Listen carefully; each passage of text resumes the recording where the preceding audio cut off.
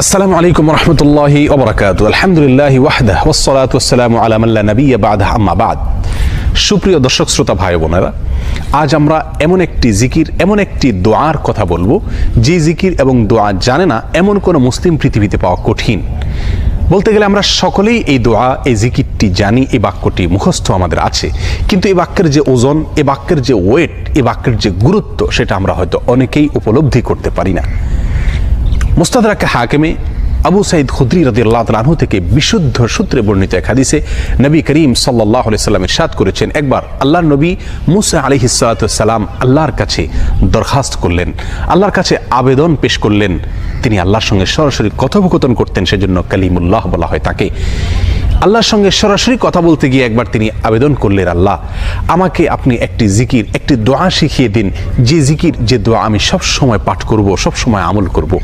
আল্লাহ সুবহানাহু ওয়া তাআলা তখন মুসা আলাইহিস সালাতু ওয়াস সালামকে বললেন, কুল লা ইলাহা ইল্লাল্লাহ, হে মুসা আপনি লা ইলাহা ইল্লাল্লাহ এই দোয়াটি সবসময় পাঠ করবেন, এই জিকিরটি সবসময় পাঠ করবেন, এটা আপনাকে আমি দিলাম।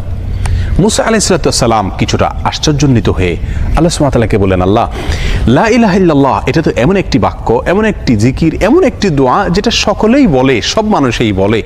আমি তো আপনার কাছে স্পেশাল কোনো দোয়া চেয়েছিলাম, বিশেষ কোনো দোয়া চেয়েছিলাম। আল্লাহ সুবহানাহু ওয়া তাআলা তখন মুসা আলাইহিস সালাতু ওয়াস সালামকে বললেন, হে মুসা, যদি সপ্ত আসমান, সপ্ত জমিন এবং এই দুইয়ের মধ্যে যা কিছু আছে সব কিছুকে, আল্লাহর অস্তিত্ব ছাড়া বাকি সব কিছুকে যদি একটি পাল্লায় রাখা হয়, একটি হাতে রাখা হয়, আর লা ইলাহা ইল্লাল্লাহ এই বাক্যকে যদি অপর হাতে, অপর পাল্লায় রাখা হয়, তাহলে লা ইলাহা ইল্লাল্লাহর পাল্লা ভারী হবে। এত ওয়েটফুল এই আমল, এত ওজনী এই আমল, এই জিকির। অর্থাৎ আল্লাহ সুবহানাহু ওয়া তাআলা মুসা আলাইহিস সালাতু ওয়াস সালামকে যে বার্তা দিলেন সেটি হলো, লা ইলাহা ইল্লাল্লাহর চাইতে ওজনী, এর চাইতে ওয়েটফুল, এর চাইতে ভারী, এর চাইতে শ্রেষ্ঠ, এর চাইতে মর্যাদাপূর্ণ কোন জিকির আল্লাহর জমিনে আর নাই।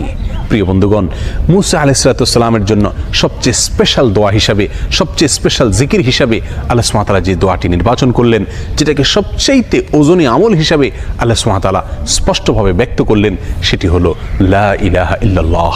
অথচ এই লা ইলাহা ইল্লাল্লাহ এটাকে আমরা খুব সাধারণ একটি জিকির মনে করি, খুব সাধারণ একটি দোয়া মনে করি, আমরা বিশেষ আমল খুঁজে বেড়াই। অথচ এর চাইতে বিশেষ, এর চাইতে স্পেশাল কোনো আমল আল্লাহর জমিনে আর হতে পারে না।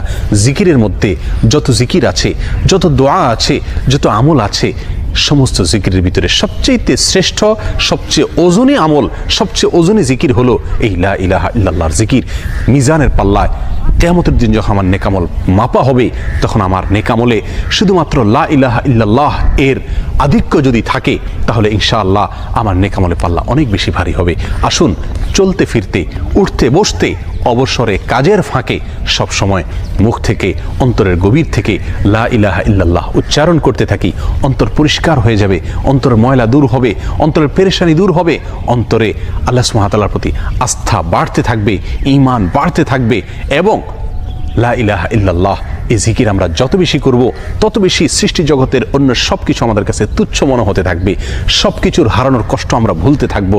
আল্লাহ সুবহানাহু ওয়া তাআলার কাছে আমরা খুব বেশি নৈকট্য অর্জন করতে পারবো।